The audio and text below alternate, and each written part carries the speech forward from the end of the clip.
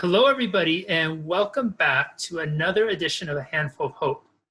I am so happy and grateful to have Angela Williamson with us here today, who's an independent filmmaker, speaker, and adjunct instructor in the Communication Studies Department at Concordia University Irvine. A former producer and copywriter for the Orange County NewsChannel, Fox 11, Television, Fox Sports West, and Prime Ticket, Dr. Williamson has over 25 years of experience in the broadcast television, cable advertising, healthcare, financial, municipal government, and higher education industries. A multiple Telly Awards recipient, Dr. Williamson has a doctorate in human services with a specialization in management of nonprofit agencies from Capella University in Minnesota. She is also the 2019 recipient of the Belle Babb, did I say that right? Belle Babb Mansfield Award? I know it's a mouthful. Yes, you said it right. And has been featured in Women Who Rock with success in Black Girls Aloud magazines and Civil Women on PBS. Dr. Williamson is currently a member of PEO Sisterhood, serving as the publicity chairperson for the Inland Empire and the Writers Guild of America West. In December of 2018, she released her award-winning documentary about her cousin, Rosa Parks, My Life with Rosie, on Amazon Prime.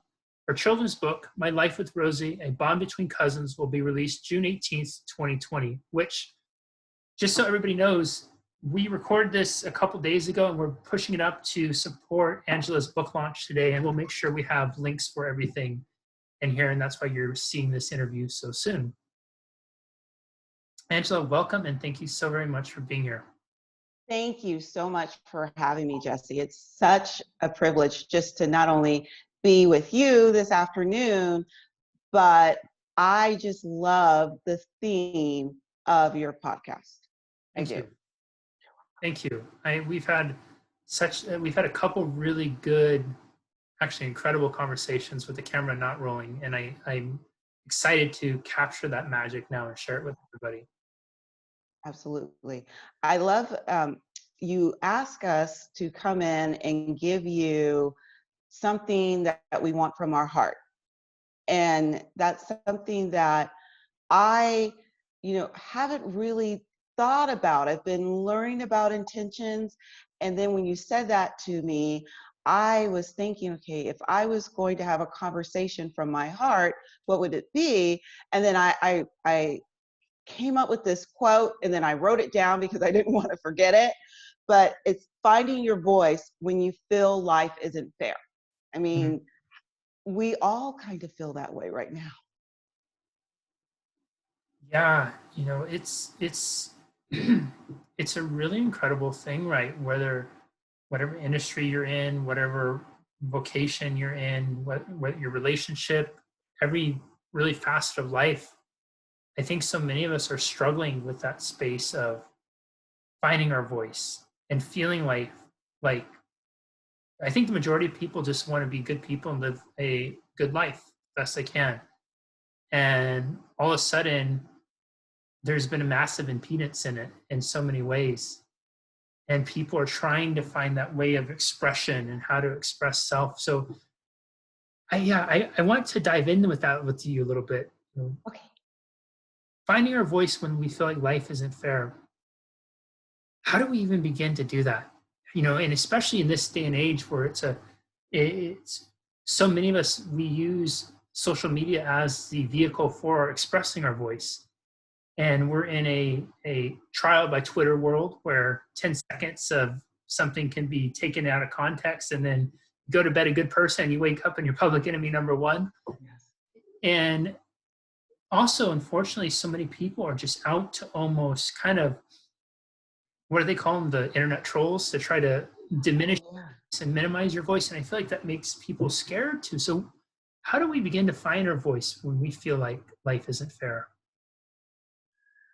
Well, I always like to use, personal examples when I think about finding our voice. And it's something that I know that you actually talk a lot about. It's, defining what your intention is before you decide what you want to do next, or your goal, or things like that. Because I think a lot of times when I look at life situations, when I looked at a time in my life where at the very beginning, I started to do a documentary, which was, for me, it was my saving grace. But I think about when I started it, I was so down in the dumps with myself that if I had just taken the moment to set an intention for what I wanted this documentary to accomplish, I believe that all the good that came from producing the documentary, I would have been able to enjoy a lot more.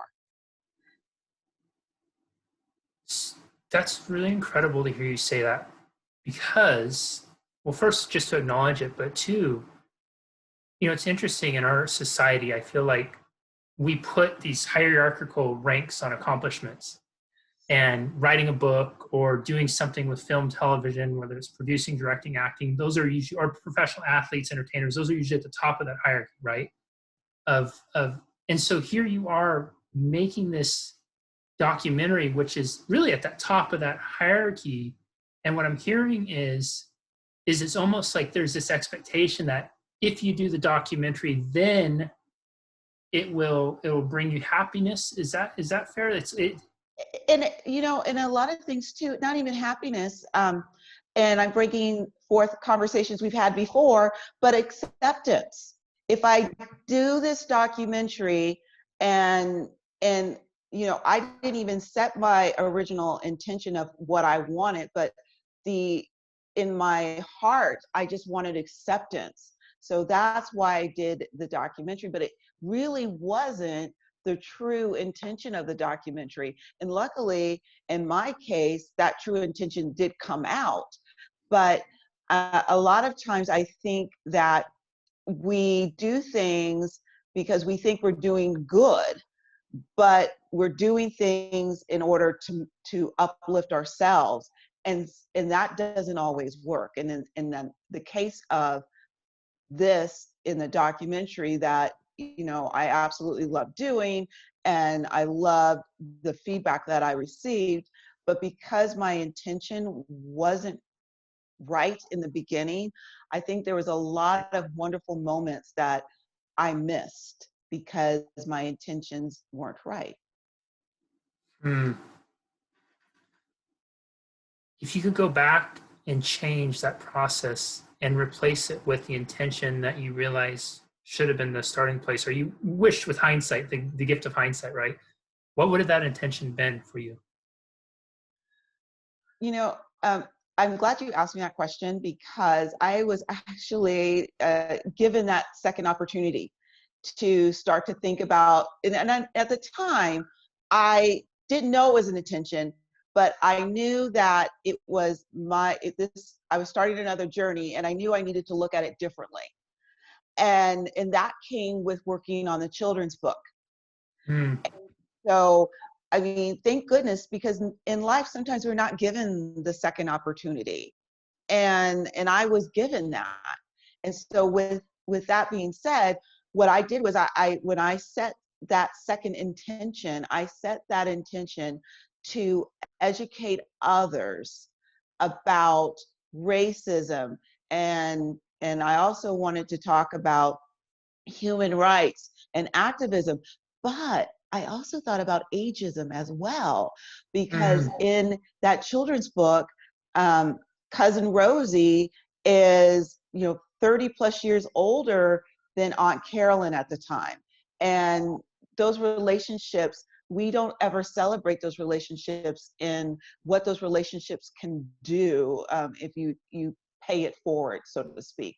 And so with that being said, when I set a new intention, and I'll say it, and I'll be honest with all of you, I didn't realize at the time it was a new intention. I just knew I needed to do better because I wanted to enjoy the moment. I mean, I look back and I thought, oh my gosh, I had so many great moments that I just didn't enjoy. So I want to enjoy this one. So what I did, and started this process with Kate Butler and Chloe Helms last year, right around Christmas, right before Christmas, because I remember doing a meeting like this, and my house is surrounded by Christmas, and we're going through all of I say copy. So we're going through all the copy, the written word, and then Chloe is adding the scenes to them, and they're educating me about, how to write a children's book. And at the end of this meeting, and I mean, it was such this phenomenal brainstorm. There was so much synergy there that at the end of the meeting, I'm crying, like I'm like, oh, and it's case like, what's going on? And I'm crying because at that moment, I realized I didn't even know what would happen with the book, but I realized that we were doing something bigger than ourselves. And it wasn't that I wasn't doing that when I was doing the documentary, but because I had the wrong, I would have to say, framework going on, that I wasn't able to see that until 2 years after I'm done on the film festival circuit. So it's literally 4 years after I started working on the documentary. So, I mean, I think when we think about our journeys, because we all have them, and those journeys are meant to be, but before we start those journeys, if we think about what our intention is before the journey, I think it makes going through that journey, I'm not going to say it makes it easier, but it helps us withstand that journey to get to the end of it. Something I've grown to really love and respect about Kate is every single person I talk to who has been part of her authoring experience, they have the same sparkle in their eye with it. And I think that is such a tremendous testimonial to the magic you all make through your collaborations with her, and that she's a conduit, a facilitator of that. I think that's such an extraordinary thing. One thing I'm hearing, Angela, in that story that you just shared, is it almost sounds like there was this evolution with your intention from it being a service of self-serving, to service of others. And that definitely, and that's hard for me to admit, because I grew up the good girl, and always I was growing up I was molded to serve others. And when I go back and relive what I experienced, I realized that original intention wasn't the overall goal of that plan. And luckily, the universe thought better of it, and changed it, because if I had continued with that intention, and really what it did for me is that it really made me humble, because even though, yes, we have this hierarchy, like you say, and how we look at it, here in our capitalist society, is we look at media, and we look at film, and we look at athletes, and we put that on the top hierarchy. But sometimes, in order to get to that, I think you need to have humility. And that process really taught me that when I finally, after going on 4 years, I had my, Oprah Winfrey says, aha moment. And I realized I didn't set the right intention in the beginning. And had I just done that, the journey, I'm not saying it would have been any differently. It would have, the path would have been any different, but my emotional state throughout it definitely would have been different. You mentioned humility, and I found that over the course of my life, it is something that I have, to put it politely, run very fast away from at times to try for self-preservation. But I find that I've also found that the times where it inevitably slaps me in the face and says, hey, you need to sit with this, has been some of my greatest growth and personal evolutions. Have you experienced that too with humility? I did. I think when I realized that I had to, and which is really was difficult for me because I was, coming off of working in, the top market. And then I completely went backwards. And it's really hard when you're in the middle of your career and you completely go backwards and you're starting over again. And so with that humility, I really learned what my true calling is. And I think sometimes when we run from it, and I know I did, our eyes we have blinders on them and we can't really see what we should be doing. And that's when I realized, when those blinders fell off and I realized that not only was I getting my dream, but I was getting it on a whole different level, then I was like, wow, had I just thought differently, I would have maybe seen this sooner, but it needed me to keep walking the same way with those blinders on to cause me to be humble so that I could open my eyes and finally see it. That's almost the like life is really happening for us versus to us. Yes. Like, right. And it's interesting because I feel like when we really sit with this and we're willing to explore humility as a gift and these lessons of being intentional, or you and I were talking beforehand about all the times we thought we were being intentional, but we were really being self-serving. It's a slap in the face. And then Yeah. you think about, oh, well, I'm not all that a bag of chips. Yeah. Or that we thought we were doing it because we thought we really were going to be that, and everybody was going to recognize and acknowledge us for it, and then it didn't happen. You're wondering, okay, what's wrong with you? Why can't you see it? Yeah. Definitely. Yeah. Definitely. Now that we're friends, we can just acknowledge each other, so we don't feel like we're just out there with complete critics. Yeah, I know. Well, yeah, we have to create our own audience. Yeah. But I mean, so right about that, because I mean, a lot of times when you set your intentions, you honestly do feel, and I have said, I felt in my heart that what I was doing was right, and it would benefit others. But when there was no gratification from it at the end, then it's a wake up call. It almost to a point where, and you can tell me if I'm right about this, but sometimes when we set our intentions, sometimes we need to go back and reevaluate and re-edit that intention and move forward in it, because sometimes we can mean well, but it's not right. I can so appreciate that. And I feel that too.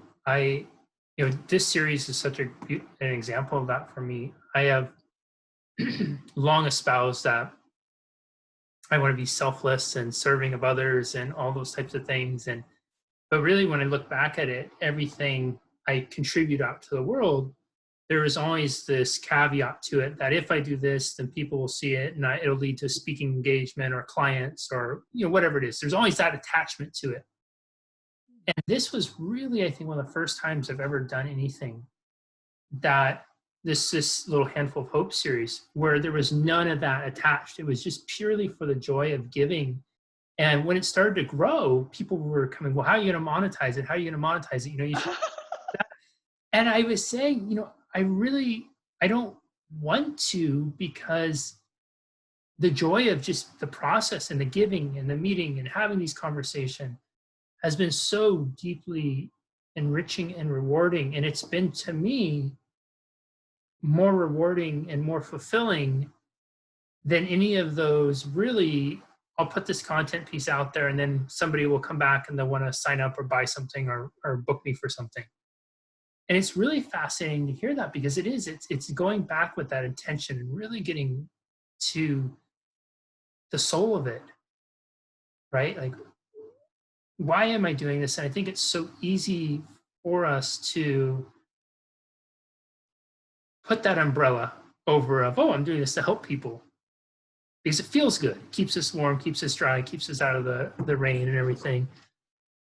but we still, we have to, if we're willing to, we have to look underneath that umbrella and really have that conversation with the person we see in the mirror. And a lot of times it's personal. I mean, for me, it was all about acceptance.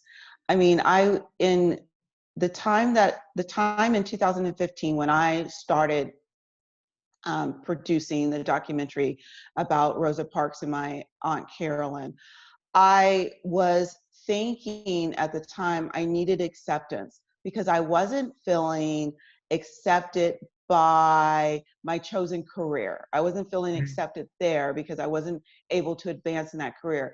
And I wasn't in, not all family, not the family that helped me with the documentary. So don't you guys email me and say I was talking about you. But we talk about acceptance of some family members too. And we realize sometimes when we set those intentions, we set those because we want acceptance. And in my case, it was, and I wanted acceptance in two areas. And the funny part about it is that those two areas never did open up. But that's because my intention at the beginning was wrong. And I had, that's why I said sometimes I think with intentions, I hope it's okay that you go back and you can rewrite those intentions, because when I realized that, okay, my original intention of being accepted and getting the position I wanted and being accepted by a family that's never accepted me, what I got was I got acceptance from multicultural people around the world, around the country, who love this story. And I wasn't able to really take happiness in that because my original intention was completely wrong. So those blinders were still up. When you have this awareness that those initial two areas that you went into it to get acceptance for, and you didn't get that acceptance, how did you receive that at first? Was it hurtful, or was it something that you had this self-awareness to look at it and say, wait a minute, maybe there's something deeper here? And you said something, and that's what I remembered it, because it hurt. I mean, when I originally wanted to do the documentary for on Rosa Parks, I was just thinking, you talked about speaking engagements. I was just thinking I'd take the documentary into higher ed, and that would be my way of networking to get that tenured position that I just so wanted. But towards the end of the documentary, and that's where that humility came in, is when Dr. Jean Theo Harris, which was one of the persons I interviewed, the composer, Kathleen Flynn, and then the editor, Tom Knutson, they all said, you need to do the film festival circuit. And they had to really sell that to me, because I was like, this is not my intention. But that's where that humility came in. And thank goodness I did it, because that is where the acceptance came in. But it was also where my awareness did not come about what I really wanted, because I really wanted to educate people. So if your true intention is to educate people, then why would I put myself in a box and four walls to say I can only educate you if you're at this particular college or university? But it wasn't until it was March 2019, four years later, that I'm sitting with a student that at a university in Iowa that's saying, this is the best thing in my college career, that I get to interview you on this panel. And I'm thinking, why?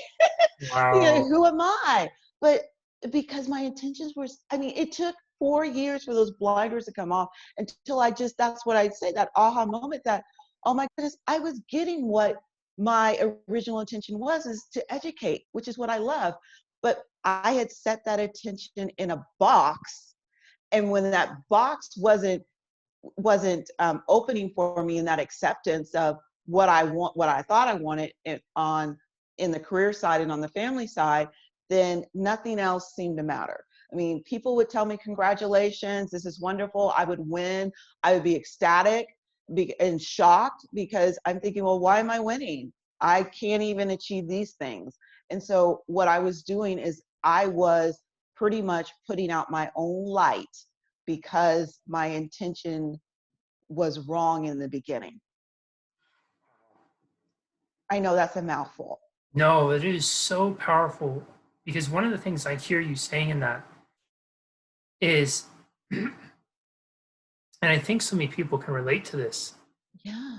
It was like you were aware of the intention all along, but it was that those blinders, they blinded you so much to what that was, because you had almost like, it was like the seduction of, it's supposed to be these other pieces instead.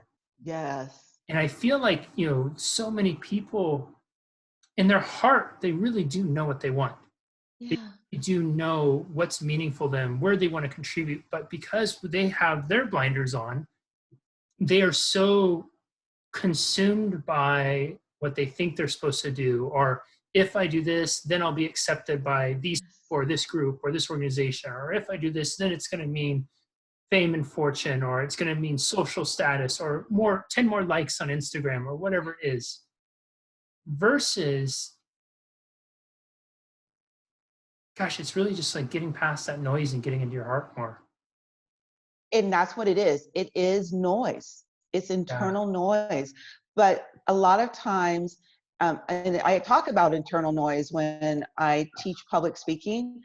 And what I learn is that with internal noise, we think that we're ignoring it, but really what it's doing, it's actually leading us down this path that we're constantly feeling that we're not enough, because we are letting that noise take over. And at some point the noise just becomes second skin. And that's what it was with me. It was definitely second skin. It's to a point where now, Jesse, when I think about what goals I have or what I'm trying to do next, I have to be conscious of that because I've made it where it's my second skin. So I have to be conscious of that. It's like any other addiction that we have, that you become conscious when you have spent so many years, trying to fulfill the wrong intention, that it just becomes like your second skin, that I have to make it a conscious effort so that it becomes a new normal for me.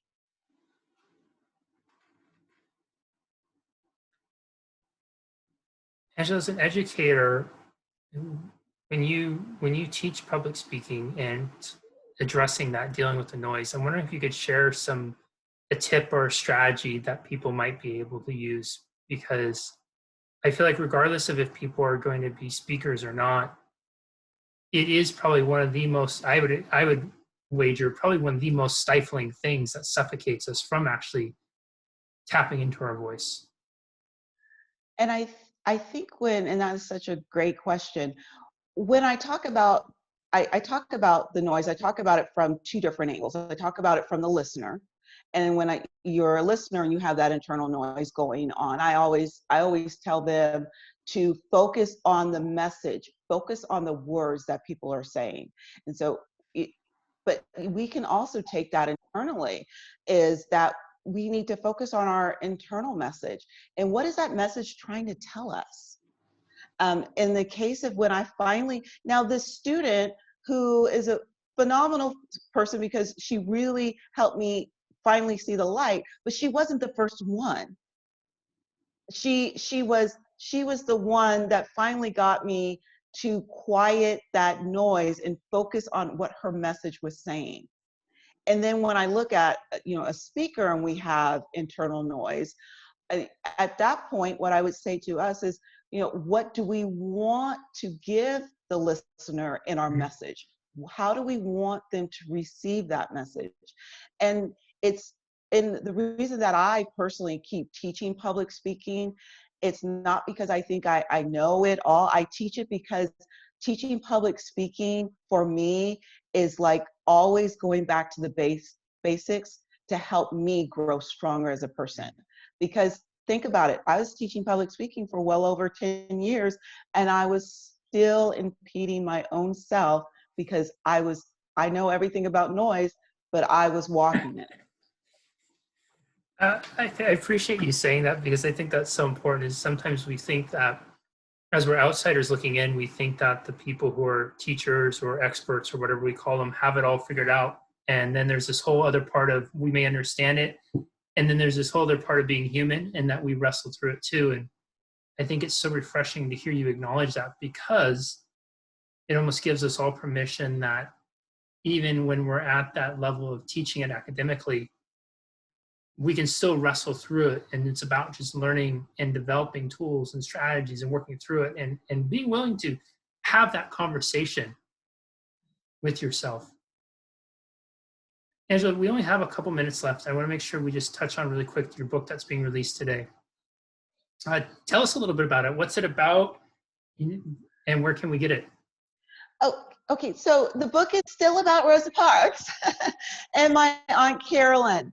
And the one reason that I actually started writing this children's book is that when we talked about all the original intention, it was really meant for secondary and higher ed students. And so the documentary, because it's over 60 minutes long, there's no way we can expect a little person to sit there and watch over 60 minutes of a documentary. So it was never intended for them. But last year, right before the release of my first book with Kate Butler, Mattel came out with a Barbie doll as part of their, I think they call it like the Inspiring Barbie series, and they do it in honor of Women's Day, which is in August. And when they did, they came out with a Rosa Parks doll. So of course, because I had already been, I had this documentary going all over the country, people were letting me know about it. But when I looked at the back of Mattel's product description, it said that Rosa Louise Parks she was living her life as an ordinary seamstress until an extraordinary day on December 1st, 1955. And I thought, oh my goodness, that's not true. And oh my goodness. And that's when you start to reevaluate your intentions, because that's not what I had been doing for 2 years and working on for 4 years. And so I realized that and this is something that came from all of my research with Rosa Parks, she loved youth. She spent a lot of her time, not just with Aunt Carolyn, but with thousands of youth, encouraging them to fight for human rights. I mean, obviously that was her heart. So she believed in young people from the very young age, from preschool all the way up to young adult. And so there's a big part of the population that would get this Barbie doll, which is absolutely gorgeous, by the way, I will tell you, because I have one, but that has what I consider somewhat of a flawed description of Rosa Parks' life. So my question was, like, what could I do about it? And I was on a mastermind call with Kate, and I threw out, well, maybe there's a children's book, but I've never written one. I don't know what to do. I don't even know if I have the right voice. And then Kate was like, okay, really, Angela, you didn't really think you could write in my next series, and you did a good job. I mean, so she was pretty much saying, get out of your head, because obviously if my intention is to educate people and give them a 3-dimensional character of Rosa Parks, then I have to move with a segment of the population that's not getting the message, right? And so that's what started the talks last fall with Kate Butler and getting the children's book out there and focusing on that message, so that audience, that Rosa Parks, and even my aunt started an entire organization called Community United for Progress with all of her friends. They were all in their 60s, starting this for young people. So obviously there's a group here that we need to reach to. And so I started that process with Kate Butler. at first I thought, oh, could we hit Black History Month? And she laughed at me. She said, I don't know. But then we thought we'd hit April, and then we all know what happened in March. And then we decided that maybe in honor of Juneteenth, I could actually release the book on today, Thursday, and release it in time, not only for a holiday that means a lot to a lot of African Americans, but also in time for summer reading program.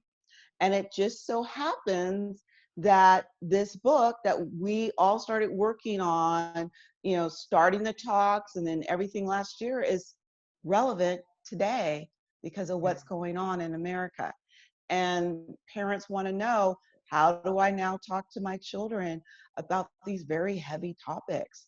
So that's why I tell people, I say, if you have a goal and sometimes your goal doesn't happen when you want it to happen, don't walk away from that goal, because maybe that's the universe telling you that that goal needs to wait a little bit, because that's what really happened to us. And now this is the perfect time to educate a segment of the population that I missed because my intentions weren't aligned in the beginning, and a segment that both my Aunt Carolyn and my cousin Rosie loved to the bottom of their hearts. That's incredible. Everyone, are we want to rewatch and re-listen? What a journey Angela just took us on. We were talking about the power of intention and how, gosh, so many of us, we will think that we're living our life intentionally, but really what are we trying to do is we're trying to self-serve a desire that we feel we need to serve, when deep down, really, we already know the music that's in our heart. We just have to be willing to step up and start playing it. The idea that a lack of fulfillment in that initial intention, now, not being accepted in the way she thought, could actually lead to the greater joy and the greater awakening for her. How incredible is that? And how incredible could that be for you? Because I imagine all of us have those spaces, but I love the message of don't give up, because maybe delaying your dreams. Perhaps so many of us have not yet seen that dream fully realized, because it's not that we failed, it's that there's a little delay, and part of the delay is because our intentions weren't in sync with the outcomes that we really want and need. And this notion that life is happening for us, and maybe, just maybe, the stuff that's happened in your life, good or bad, right or wrong, up until now, has happened to bring you in this very moment for you to make a decision. If you're still with us and you've been listening and following along this whole time, if I'd be bold enough to make an assumption about you, it's that this talk deeply resonated with you, and that there's something in it that you took away, that you feel, not that you think, but you feel deep inside. And we're talking a heartfelt, soul felt feeling of, maybe it was happened the way it happened because there's something more for me to gain from it. It's something that happened for me to look deeper. Maybe it was something that happened for me to look at some of the noise inside of my head. And I love that Angela acknowledged that even after teaching for 10 plus years in public speaking, she still has her noise. We all do. I think part of the journey is not learning to drown out the noise, but it's learning to have a negotiation or a conversation with it. Oh my goodness, what a novel idea of having a conversation with voices that we may not agree with right away. We could do a whole nother talk on that. Love it. And to come full circle, right, about really just looking at what your dreams are, really looking at what your intentions are, looking at maybe, just maybe, you're leaving something on the table. Something being the happiness, the level of happiness, the level of love, the little level of joy you're able to experience right now and always. Maybe you're leaving on the table simply because your intentions just may not have been there. And if you start to get aligned with your intentions, you will find your voice and you'll be able to honor it, embrace it, and speak it out, even in those times when life seems to be unfair. Angela, this has been absolutely incredible. Thank you so very much for sharing with us. This has been an absolute blessing, and gosh, what a gift this has been. You're gonna give me all the links right after this, and I'll have links on here in the copy, in the comments of where people can go to get the book. Absolutely. Yeah. All right, everybody. We will see you next time on another edition of A Handful of Hope. Bye-bye. Bye. Thanks, Jesse. See.